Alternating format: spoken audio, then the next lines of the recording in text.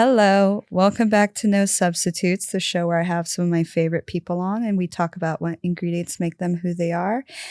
And today I have a very special guest. He's a legend in the adult entertainment world, but he's also a very talented musician.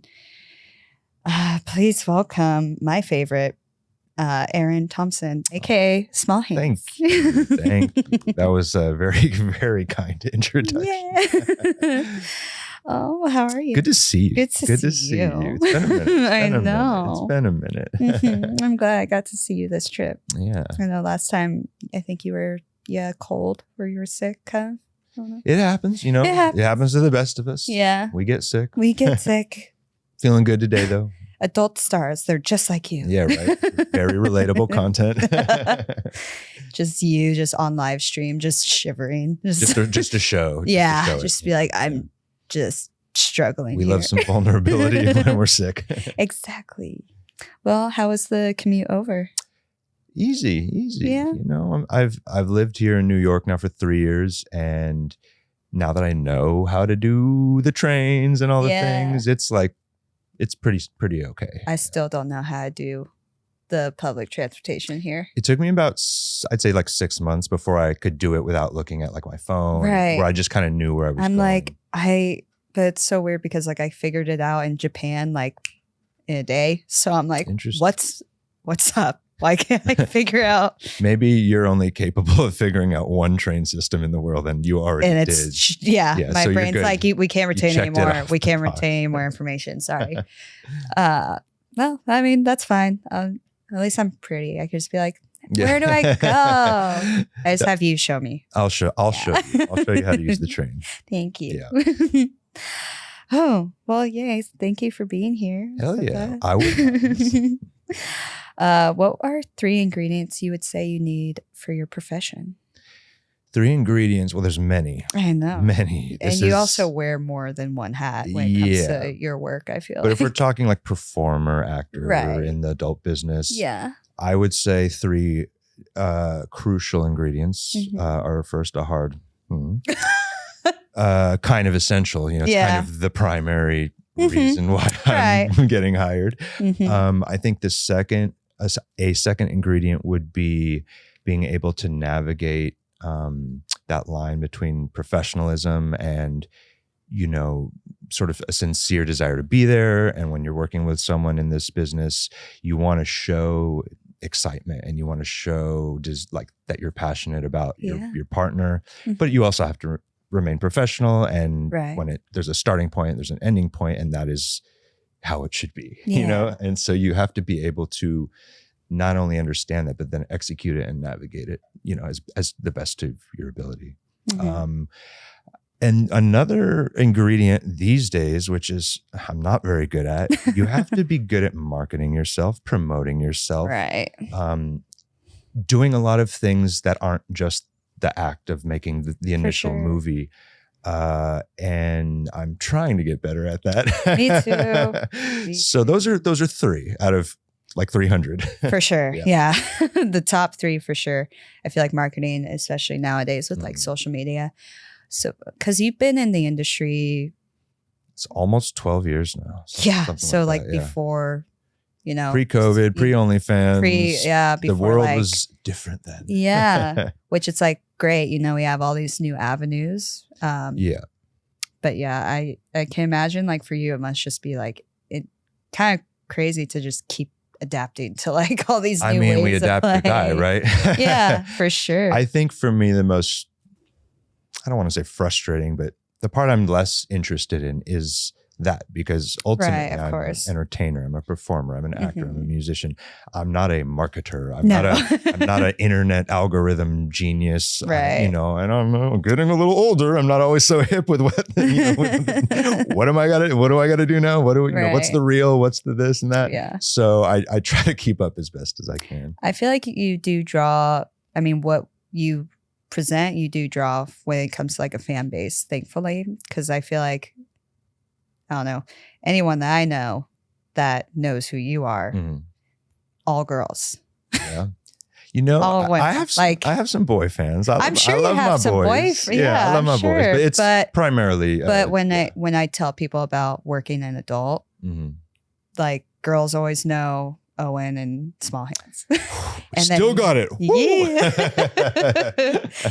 And then guys always know Johnny Sins, which love Johnny. Yeah. But I'm saying like a certain type of, there's a demographic. And like a crowd, what you're with your authenticity, I feel like you usually draw more like people that are artsy or people that are into, I don't know, like following your career as a whole versus just because I'm flicking a 360 human. So there's obviously the adult part of my life takes a giant center stage, whether I like it or not. Yeah. But for the real ones and my real diehard fans, they know I've been in bands since I was 15. I do DJ stuff all over the city.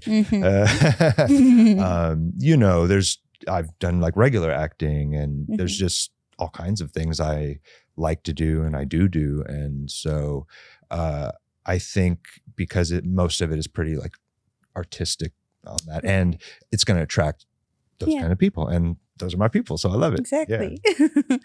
What's the biggest lesson you've learned in your career so far?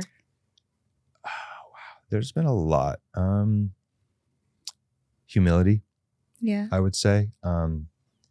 People a lot of the time will come up to me, like fans or people who don't know me, and be like, "Oh, you're probably like so confident, and you have sex with all these people, and you're like whatever the man." Yeah. And so you're probably like walking around like this, and I'm like, no, no, it is so much the opposite. If anything, it's taught me what a special, charmed life I'm granted, and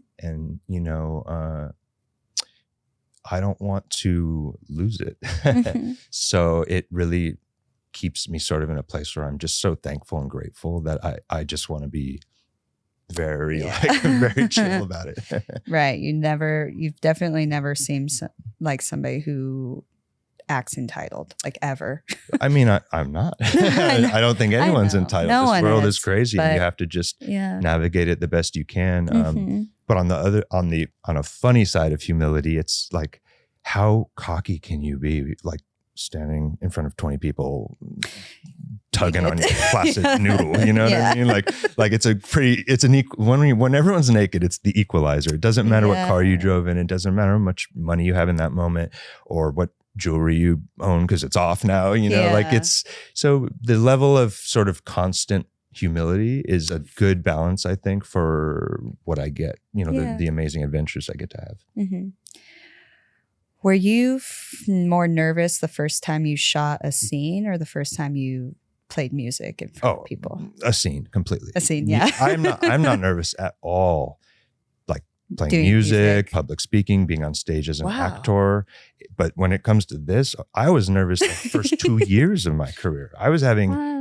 I'm thankful. I think I played it off like real cool, but I was having literal panic attacks sometimes, like in the car right outside the shoot location, just like, what is this? Is this my life? Like, okay, well, you can do it, buddy. Yeah. Like, let's go. And that's the truth. I think I've asked you, not on a podcast set, but I think I briefly remember you mentioning how you and Owen met, or like when did that collab? Because that's such like, you guys are such an iconic pair in your guys' careers. That's I love him.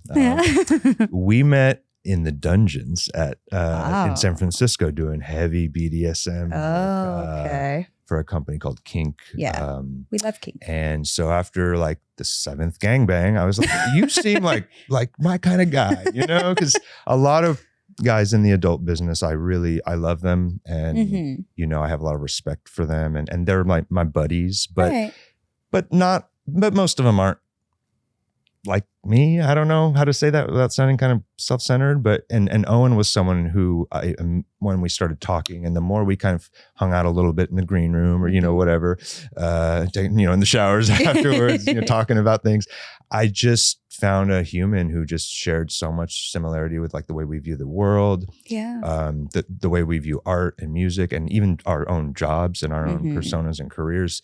And we really just kind of bonded over being, at the time, kind of weirdos in the adult business. It's so funny to see where I'm at now. Yeah. But initially, because of how heavily tattooed I was and just, things like that, the big companies did not want to shoot me. It wasn't like they were knocking on my door. It was only after I built this fan base that they kind of were like, okay, we'll give this guy a shot. That seems like how they kind of do treat male performers, though, in general. It's very interesting. And I feel almost bad because being a woman, it was like, well, actually, when I first started, they were like, oh, you're tatted. Like, it's going to be really hard to cast you. They always say that. I was like, and look at why? Us. Look at us thriving. Yeah. Well, they were like, well, we can't, you can't play a teen. I was like, good. I don't want to. Well, I think especially when girls first get in and they're like younger than 30 or whatever. Yeah. Well, that's what they were like. They want to just put you in those categories. Like, we can't put you in just one box, so it's going to be really hard. I was like, I mean, I'll try. I'm still at work. I'll still try. I think it's very freaking awesome that you became a superstar on kind of your own brand, your own terms. Like, you didn't ever really fit in a box. No. But in the best way possible.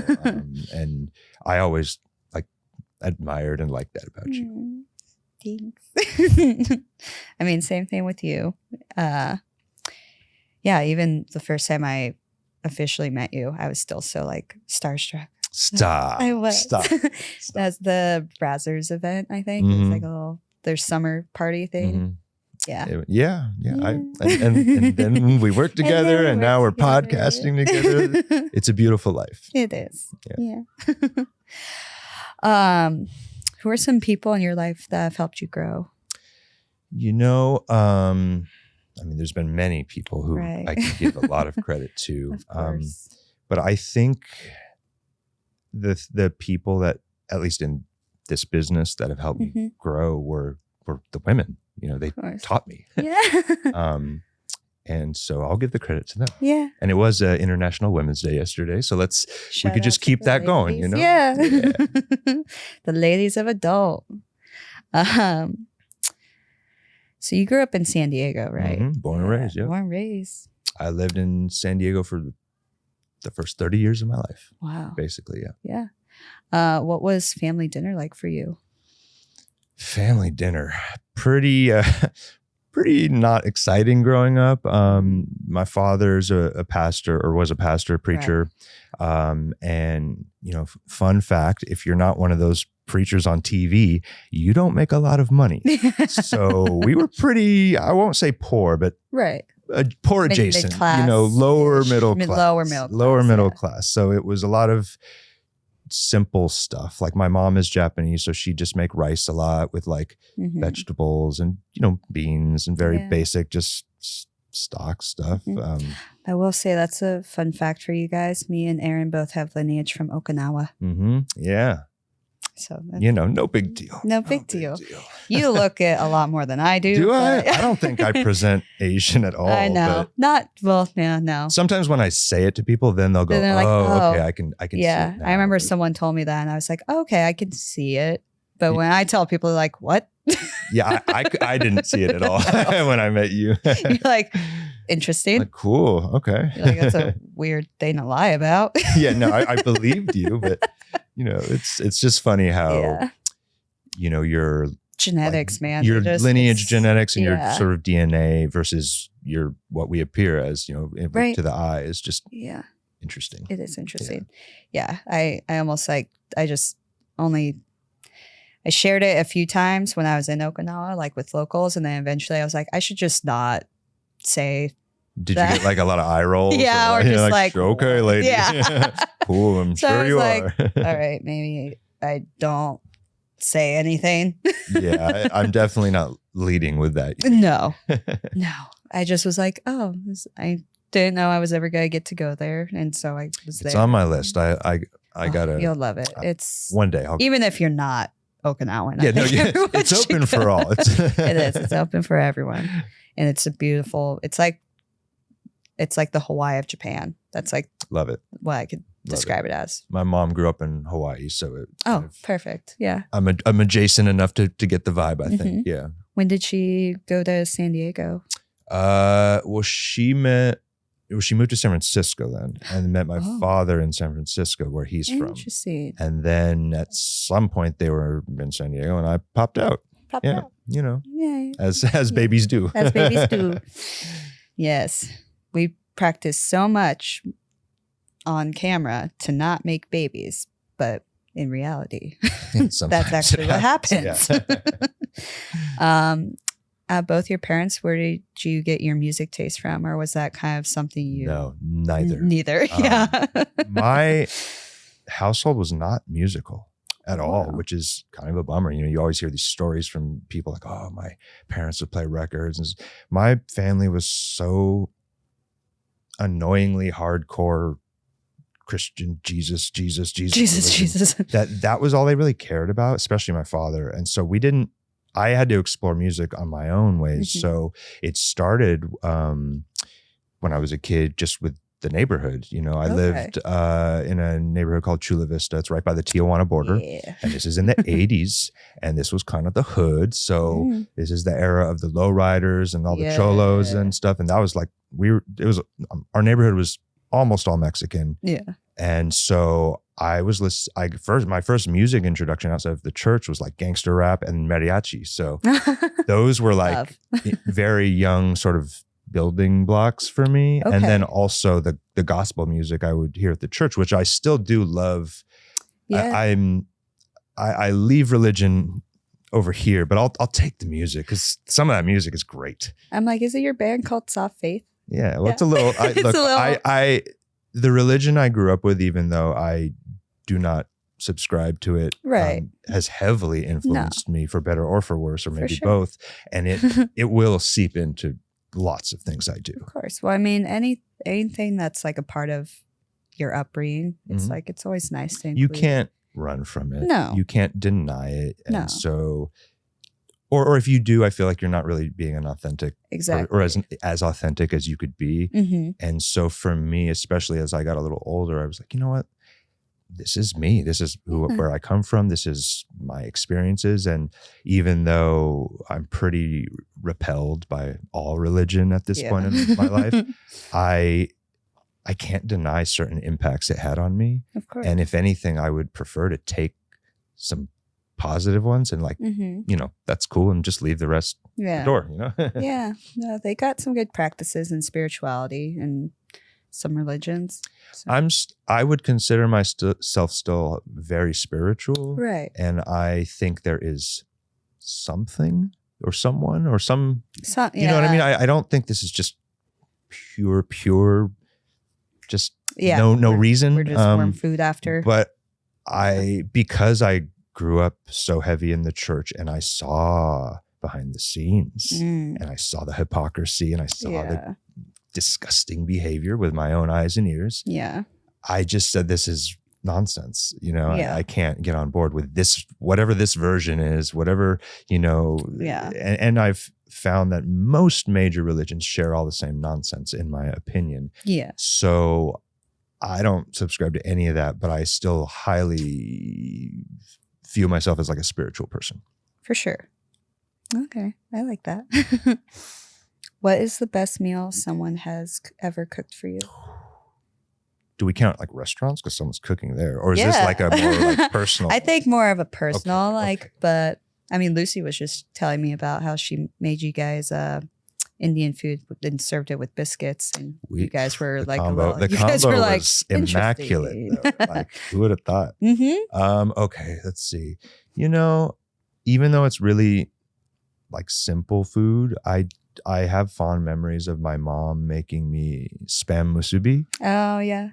For those of you who don't know, it's kind of like a Hawaiian American, it's pretty popular. Asian fusion, whatever you want to call it. It's fusion. Basically like sushi for kids. Yeah. It's like grilled spam with rice and then seaweed wrapped around it. And like sometimes you put like teriyaki or little like seasonings and stuff. And I remember because my dad's white and I don't know why he married her, but he didn't like Japanese food. So she kind of didn't make it much or she wasn't inspired really, you know? And so that was one of the few little Asian things that she really always kind of like, she'd pack lunches for me and that'd be like my sandwich and things like that. Yeah. That's so sweet. Does she kind of do anything with her heritage now? Like not really. She's just kind of I think it's just kind of been whitewashed out of her at this point. She's like, I actually don't. Yeah, my grandfather doesn't even remember how to speak Japanese anymore at this point. My mom used to speak a little, but it's, you know, if you don't use it, you lose it. So, you know, and because, you know, where I grew up, it was Spanish speaking neighborhood. So there was nobody speaking Japanese. Yeah, that's true. And I think it just kind of like, again, with the sands of time, it kind of just withered away a little bit. Okay. Yeah. Her choice, I guess. Yeah. What's a life event that shaped you? A life event that shaped me was, I mean, there's been many. I'll say though, what kind of put me on a very broad, like big picture path of life was the first time I went to like a punk rock concert. Oh. And because I grew up in church, my parents were strict and they didn't let me do anything. There finally was like a Christian punk band that came through and played like a church show. But they had like tattoos, you know, it was, you know, the band's called MXPX. They're a fun band. It's funny because I'm kind of friends with the guys now, full circle, nice. You know, and they were the first concert I ever attended. I think I was 14 and I was just blown away. And, you know, people are moshing. I was just like, this is the coolest thing I've ever seen. And I'm like, everyone looks so unique, you know, everyone's hair's colors, people wearing dog collars and stuff. Like, this is awesome. Like, especially from like the kind of stifled, heavy conservative upbringing I had. I was like, this is where I want to be. Like, I want to start a band. Yeah. I want to get tattooed. I want to do all this stuff. And here we are. look at me now, you know? So that really set me on a course forever that has not changed of I want to be a musician, a creative soul, use my voice, you know, be a, you know, writer, all the things. It kind of just, that was the spark that just, you know, blew up the creativity in me. And so that really just changed my life completely. Wow. What was your first tattoo? First tattoo was actually this entire chest piece.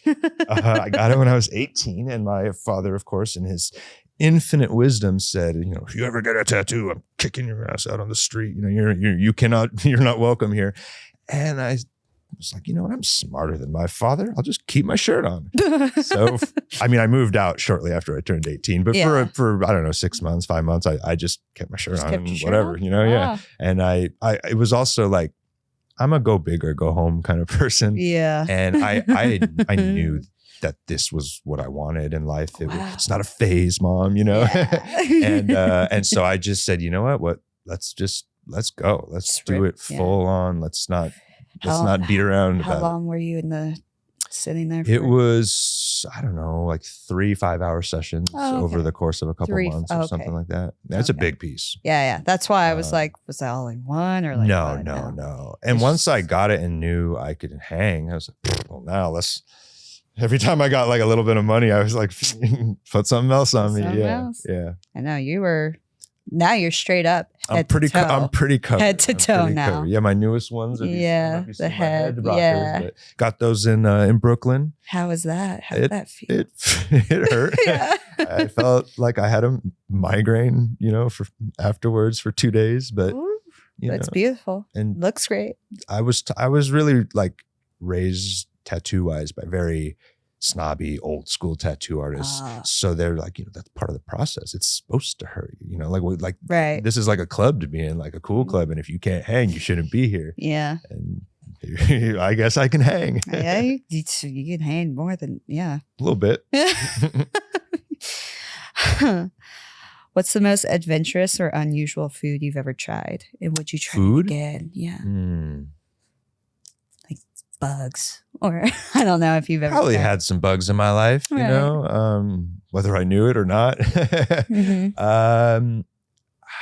Adventurous.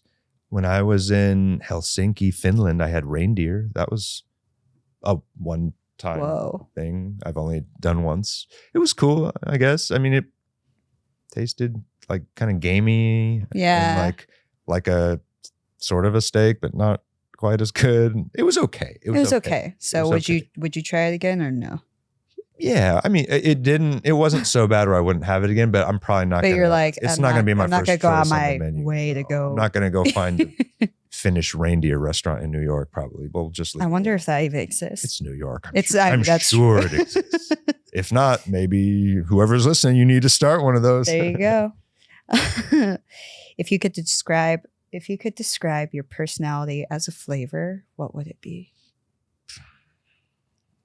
You sweet. I don't know. You're really sweet. People, I feel like, look at you and they think scary tatted guy, but then I'm like, oh my God, he is the sweetest. I'm a lover boy. He's a lover. Yeah, we'll just go Cancer. We'll go with sweet. We're both little cancer babies. Sweet cancer boy. Sweet cancer boy. Yeah. So sweet. Yeah, let's do sweet. We like sweet. Okay. I'm trying to think. If it was gonna be sweet, what kind of treat would it be? What kind of little sweet treat would you say you are? Something more tart or something more like comfy, like a chocolate cake versus I would say I would be actually one of those like dark chocolate bars with a little bit of the red peppers in them, because I can get a little spicy too, I can get a little spicy. So I would say something like that. Okay. I like that. Ooh, who are some bands you would still like to tour with? Some bands? Yeah. If you were going to go on tour. Depeche Mode. Yeah. That'd be insane. That would be I just want to die after that, because I've achieved it all. Yeah. Okay. Perfect. My other favorite band of all time is The Clash. So if they were around still, that would be right. Legendary. But as far as new bands right now, especially for like my band that's kind of synth pop, 80s dark wave. Oh, I love it. I'd love to tour with Twin Tribes or Urban Heat, stuff along those lines. Mm-hmm. Yeah, I was reading that you did Warped Tour in Europe.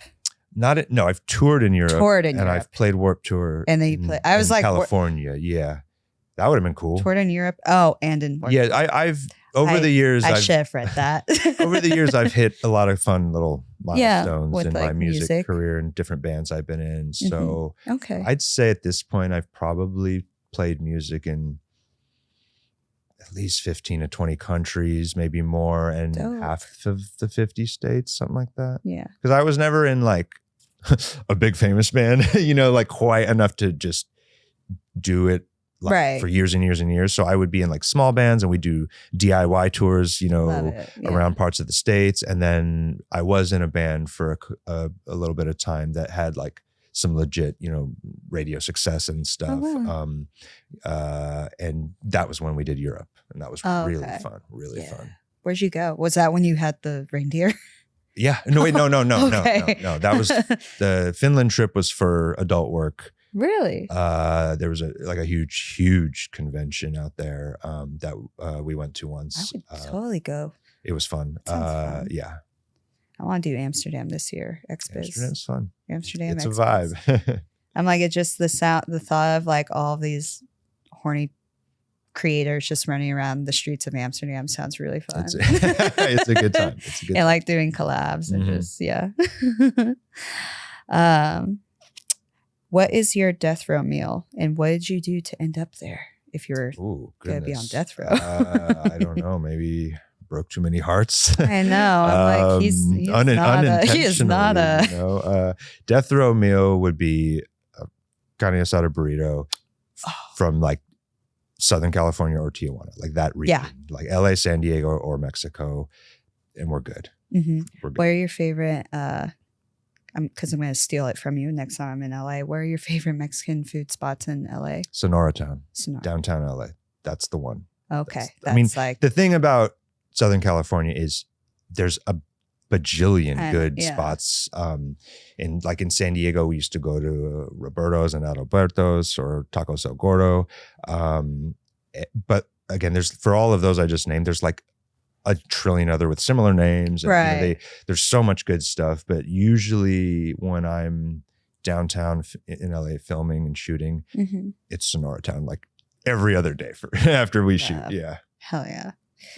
Yeah, I feel like I've seen you post, and so I'm like, I'm like their ambassador. Yeah. I'm their number one like, fan. Yeah. Where am I gonna get some free meals? Yeah. You believe in working on yourself to be desired. What's a personal goal you've set recently in that journey, in that kind of sense? I actually think working on yourself to be desired is something that comes from insecurity a lot of time. Because I was not very cool when I was young. I wasn't like, I didn't get the girls. I was kind of awkward and, I wear thick glasses and, I didn't know how to do cool guy hair yet. Oh my God. I have tourettes. It's a mild form. So I'm not, yelping out crazy words. But when I was young, I've also learned as an adult how to manage it. And when I was young, it used to manifest a lot more. So twitches and making little clicks with my throat, and that doesn't really make you very cool. Kids don't know what to do with that. So I think because I was such an odd child, that all I wanted to do was be cool and be desired, specifically by girls. I would be in high school and watch how the cool hot girls would talk to the cool guys. How do they do this? What do they got? And so I didn't even know I was consciously doing, but I started just studying like human behavior, like a lot, because I was kind of quiet and in the corner, but I would observe and I'd be like, okay, I see how chemistry works over the years. I see how like having an aesthetic and a look works, and how all of these things are very powerful if you can learn how to produce them yourself. Right. And so a lot of what I've become now was very born out of desperation to be loved. But at this point, I feel very validated. Yeah. I'm less interested in working on myself on that angle. And now it's more just how to be a good person, how to be thankful for the life I lead, how to, in whatever way I can, kind of like pay it forward, shit like that. Yeah. Oh, I love that. Do you think being so sheltered when you were younger promoted your curiosity for sex? Absolutely. So it was my father was so, I guess conservative. I don't know what the word is, but so I was the kid who, when in public school, when sex education time came around, he signed forms and pulled me out. Like I was not allowed to go. And then he just handed me cassette tapes on Jesus and walked out of the room. I was like, listen to these. It was, So I had no sex education as a young person, like none. And this is before, internet, things like that. So the first time I ever sort of was awakened, in my neighborhood growing up, there was a guy who, he would work on his car in his garage. The door would be open and he had Playmate, like Playboy Playmate centerfolds, all over the walls. And I had never seen anything like that. And so I would kind of just not even know why, but just always walk by his garage and just stare and just be like, wow, whoa, what is this? And I don't know. I just kind of, I didn't have a lot of sex until much later in life, when I was, young. I think when I was 23, I had 2 girlfriends, and that was it. That was my body count. And so really, the women in my life from day one have taught me sex education. My first girlfriend was incredibly horny. So go her. Amazing. And she taught me a lot. Nice. And as someone who just so much wanted to do a good job, I was always down. And I'm still learning, and I still like to learn. So yeah, I think that's that was the awakening, and that then the women along the way sort of just kept helping me learn more and helping me grow. Aww. Yeah, well, you definitely deliver. Well, I've been studying a long time, and I'm very thankful to hear that. Yeah. Oh, let's see. I'm trying to think of. I'm still like get flustered around you. It's funny. Oh, come on, it's just me. It's just me. We've we've done it all. At this I point. know. It's all we good. Really have. I know. Damn. I don't know. I feel like I've gotten so many of these covered. Oh, what do you find more fun, playing in a band or playing in a scene? A band. Yeah. Music. Not that adult work isn't fun, but it is adult work. It's yeah. So there's so many elements that go into doing a good job that being in a band is effortless. Okay, I was about to ask like which one's actually being more an physically adult taxing. is fun, but it's real work, and Yeah. there's a lot that goes into it. I can just roll out of bed and go play a concert or something. That's not a big deal. Okay. Yeah. You're still DJing around here, right? Yeah. I spin all over the city pretty regularly. It's fun. It's I a love it. fun little way for me to get out and explore and Yeah. see different places. And again, I can't not do music stuff. It's just part of my DNA. So any outlet for that, like, let's go. Let's do go. it. Yeah. I love that. If you were gonna host a dinner based on your personality, what would you serve at this dinner?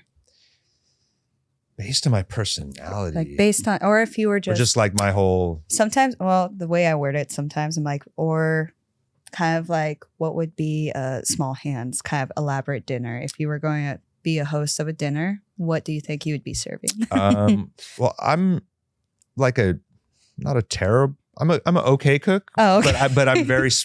I can only cook certain things.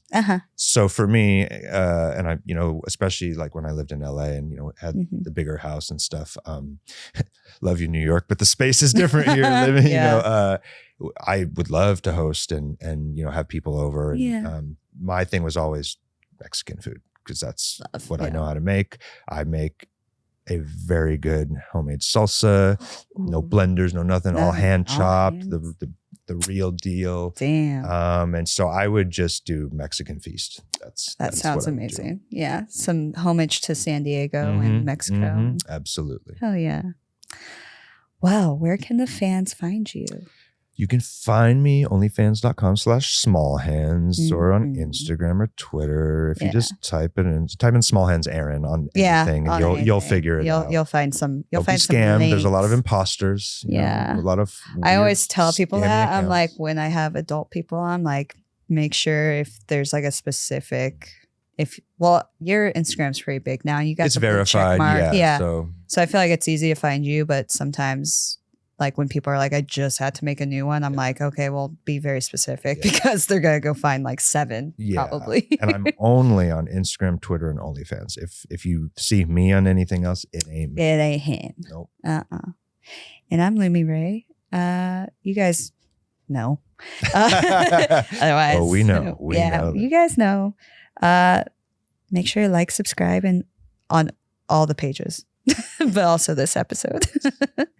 Do this episode first, and then do this episode first, and then you can also go find other things that we both have done together on.